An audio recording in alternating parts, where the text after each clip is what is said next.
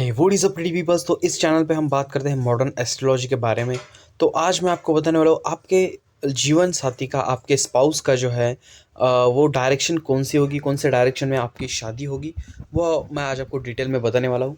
बहुत सारे लोग जो है, बहुत सारे एस्ट्रोलॉजर जो है सिर्फ यहाँ पे बनने वाली राशि आपको बताते हैं, इस यहाँ पे बनने वाले राशि से जो है आपको डायरेक्शन बताते हैं। तो कुछ कुछ बार जो है वो मतलब गलत हो जाता है, क्योंकि सिर्फ राशि से नहीं, यहाँ पे बैठे हुए प्लैनेट से भी यही देखा जाता है।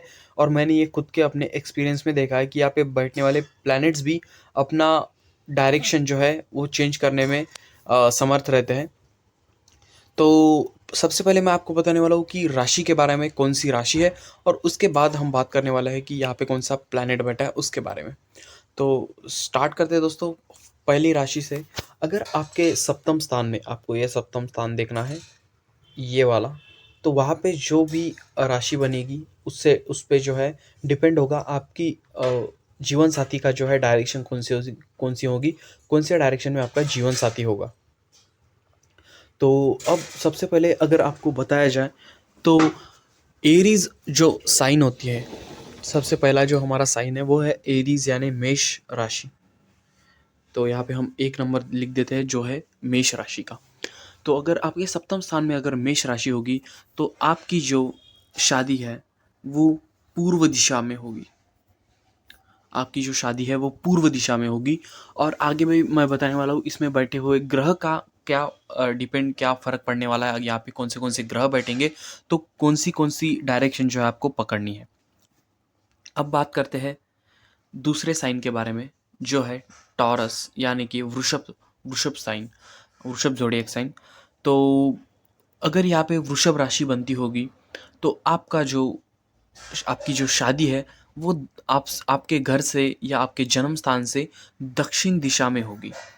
दक्षिण यानी साउथ डायरेक्शन में जो है आपकी शादी होगी, अगर यहाँ पे टॉरस का साइन लिखा है, यानी वृषभ राशि यहाँ पे दी हुई है। अब बात करते हैं दोस्तों यहाँ पे अगर जेमिनाई साइन है, यानी कि मिथुन राशि अगर यहाँ पे बनती है, तो आपकी जो शादी है वो पश्चिम दिशा में होगी, यानी वेस्ट डायरेक्शन में यहाँ पे आपकी शादी होगी। तो यहाँ पे हम पश्चिम दिखा देते हैं, और वेस्ट यानी पश्चिम दिशा में जो है आपकी शादी होगी, आपका स्पाउस जो है वो पश्चिम दिशा में रहता होगा। अब बात करते हैं दोस्तों आगे वाली राशि की, जो है कर्क राशि यानी कि कैंसर। अगर आपके सेवन्थ हाउस में अगर कैंसर यानी कि कर्क राशि बनती होगी तो आपका जो विवाह है वो उत्तर दिशा में होगा, यानी कि नॉर्थ डायरेक्शन में जो है आपका विवाह होने के बहुत ज़्यादा चांसेस है। डिपेंड करता है कौन से ग्रह भी वहाँ पे अगर प्लेस्ड है। तो अगर नहीं है तो क्लियर कट आपको सिर्फ इतना ही देखना है, अगर ग्रह कोई प्लेस्ड है तो आपको वो भी देखना होगा। अब बात करते हैं दोस्तों अगले राशि के बारे में, जो है सिंह राशि। तो यहाँ पे अगर 5 नंबर लिखा होगा तो आपके सप्तम स्थान में सिंह राशि बनती होगी। तो अगर यहाँ पे सिंह राशि बनती होगी तो आपकी जो शादी है वो होगी पूर्व दिशा में। तो पूर्व दिशा में आपकी शादी होगी, आपका स्पाउस जो है पूर्व दिशा में रहता होगा। अब बात करते हैं दोस्तों 6 नंबर की राशि यानी कन्या राशि के बारे में। अगर कन्या राशि आपके सप्तम स्थान में आती होगी तो आपका जो लाइफ पार्टनर है वो दक्षिण दिशा से आएगा। आपका जो लाइफ पार्टनर है वो आपसे दक्षिण दिशा में होगा। डिपेंड करता है कौन से ग्रह प्लेस्ड है वगैरह, ये मैं आगे बताने वाला हूँ कि कौन से ग्रह प्लेस्ड है, और विथ एग्जांपल मैं आपको बताने वाला हूँ कि कैसे रहेगा। तो अब आगे बढ़ते हैं दोस्तों। तो आगे बढ़ने से पहले अगर हम देखा जाए तो तुला राशि अगर आपके सप्तम स्थान में बनती है तो यहाँ पे पश्चिम दिशा में जो है आपकी जो है शादी होने के बहुत ज़्यादा चांसेस है। अब आगे बढ़ते हैं दोस्तों, अगर यहाँ पे वृश्चिक राशि बनती होगी यानी कि 8 नंबर यहाँ पे लिखा होगा तो आपकी जो शादी है वो उत्तर दिशा में होगी। मैप में आप देख लीजिए उत्तर दिशा कौन सी है, तो उत्तर दिशा में जो है आपकी शादी होगी।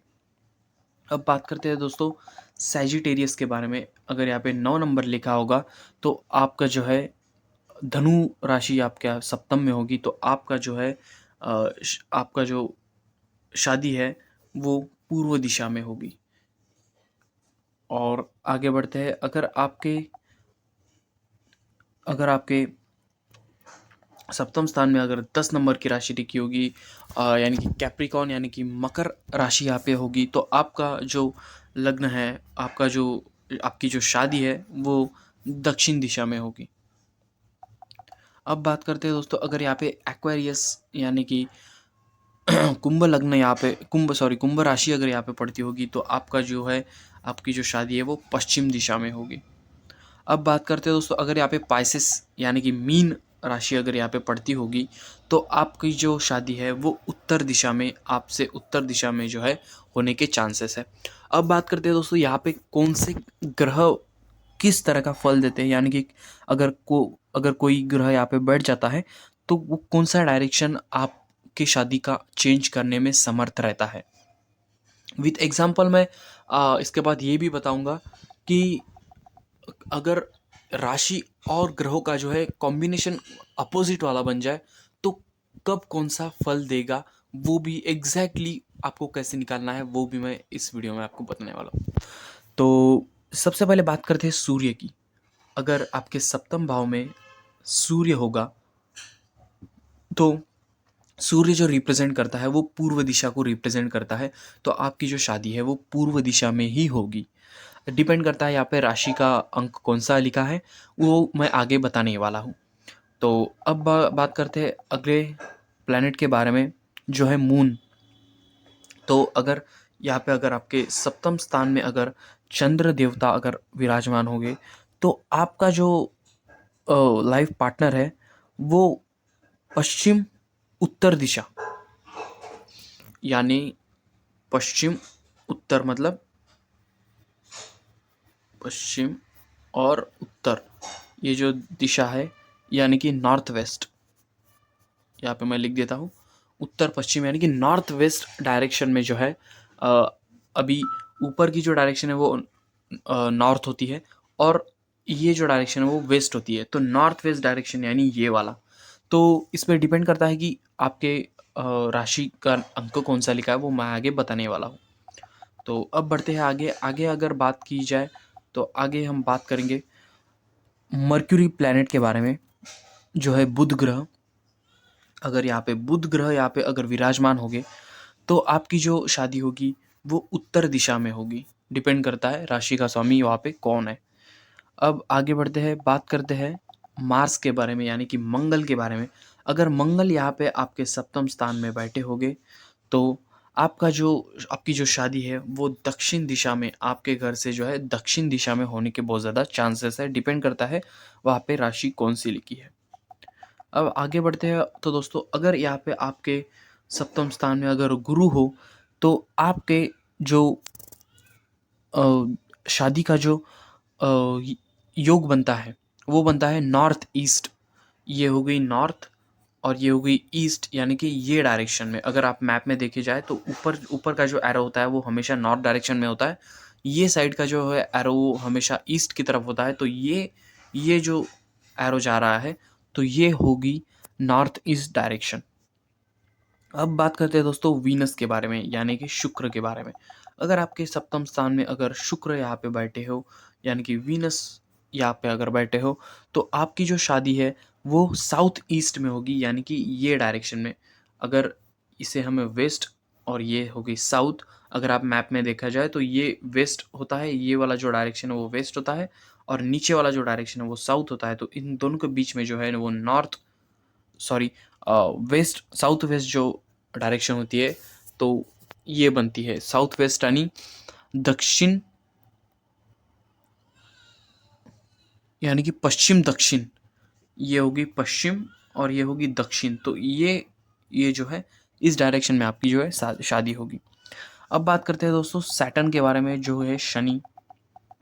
तो अगर आपके सप्तम स्थान में अगर शनि बैठे हो तो आपकी जो शादी है वो पश्चिम दिशा में होगी, यानी कि ये वाले डायरेक्शन में। अगर आप मैप में देखें तो पश्चिम दिशा में तो पश्चिम दिशा में जो है आपकी शादी होगी अगर शनि यहाँ पे बैठे हैं। और अगर राहु यहाँ पे बैठे हैं तो राहु यहाँ पे अगर बैठे हैं तो साउथ वेस्ट डायरेक्शन जो होती है, यानी कि ये वाली डायरेक्शन, तो वहाँ पे जो है ये हो गई वेस्ट, ये हो गई साउथ। तो साउथ वेस्ट डायरेक्शन में जो है राहु यहाँ पे बैठे हैं, तो आपको साउथ वेस्ट डायरेक्शन में यहाँ पे आपको आपकी शादी होगी। अगर यहाँ पे केतु बैठे हैं तो नॉर्थ वेस्ट में होगी। तो अब बात करते हैं केतु के बारे में। तो अगर केतु यहाँ पे बैठे हैं तो आपकी जो है नॉर्थ वेस्ट में जो है आपकी शादी होगी, यानी कि ये साइड में। ये हो गई नॉर्थ, और यानी ये होगी उत्तर, और ये हो गई पश्चिम यानी कि वेस्ट, और इन दोनों के बीच में जो है डायरेक्शन उसे हम नॉर्थ वेस्ट कहते हैं। अब बात करते हैं दोस्तों, अगर सपोज यहाँ पे आपके एग्जाम्पल के तौर पर अगर बता देते हैं, तो अगर यहाँ पे एक कुंभ लग्न की अगर कुंडली बन रहा है और 5 नंबर यहाँ पे सप्तम में लिखा हुआ है, यानी कि सूर्य की राशि है, तो देखा जाए तो यहाँ पे जो विवाह है वो पूर्व दिशा में होना चाहिए। पर अगर मैंने मेरे एक्सपीरियंस से, मेरा जो है क्लाइंट है उसका एक्सपीरियंस, उनके एक्सपीरियंस में बताने वाला हूँ ये वाला। तो उनका जो है कुंभ लग्नी की कुंडली है, सप्तम स्थान में 5 नंबर लिखा है, और उनकी जो शादी वो पूर्व दिशा में होनी चाहिए, पर यहाँ पे जो कि शुक्र विराजमान है, तो उनकी जो शादी है वो हुई है साउथ वेस्ट में, या फिर आप साउथ भी कह सकते हैं। साउथ वेस्ट शुक्र अगर बैठते हैं तो साउथ वेस्ट में होती है, तो उनकी शादी जो है वो साउथ वेस्ट में हुई है। तो इसी तरीके से जो है दोस्तों, कब कौन सी ग्रह की दशा चल रही है उस पर डिपेंड है कि आपकी शादी जो है वो कौन से डायरेक्शन में होगी। तो इस पे से जो है आप निकाल सकते हैं डिटेल्स में। तो आज के वीडियो में बस इतना ही दोस्तों। तब तक के लिए चैनल को दीजिए सब्सक्राइब, वीडियो को दीजिए लाइक, और तब तक के लिए goodbye and thank you.